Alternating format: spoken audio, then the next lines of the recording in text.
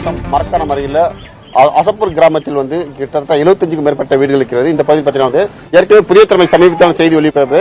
அசப்பூர் ஏரி உடைந்ததால் நூற்றுக்கணக்கான ஏரி விளைநிலங்கள் இந்த ஏரி பகுதியில் உள்ள விளைநிலங்கள் பாதிக்கப்பட்டிருப்பதை காட்சியை புதிய தலைமை தற்போது செய்தி ஒளிபரப்பியது.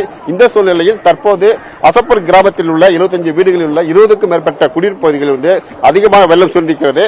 வழக்கமாக ஒவ்வொரு ஆண்டும் இதுபோன்ற மழைக்காலங்களில் இந்த ஏரி அதிக அளவு தண்ணீர் வெளியே வெற்ற காரணமாக இந்த ஏரி கரையோரமான வீடுகள் மழைநீர் சூழ்வது வழக்கமான வாடிக்கை உண்டாகிறது. தற்போது அளவுக்கு அதிகமான மழைநீர் ஏரி உடைந்ததால் வீட்டுக்குள்ளேயே கிட்டத்தட்ட 20க்கும் மேற்பட்ட வீடுகளுக்குள்ளே மழைநீர் உள்ளே புகுந்திருக்கிறது.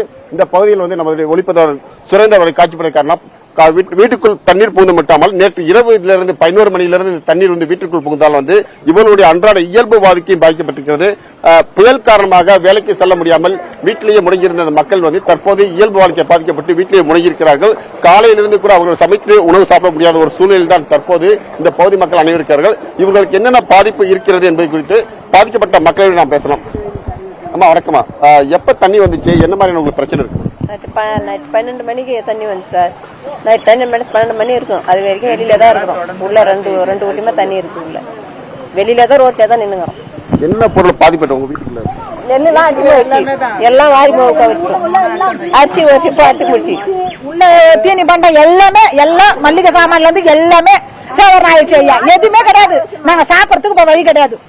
இதற்கு யாராவது உங்க பாத்துருக்காங்களா? இதெல்லாம் யாரு பாத்தாங்கன்னா விவோ அம்மா வந்தாங்க, சும்மா நின்னாங்க, அவங்க மாட்டு போயிட்டாங்க. தலைவர் தான் நைட்ல இருந்து வந்து பாத்துக்கிறாரு ஐயா.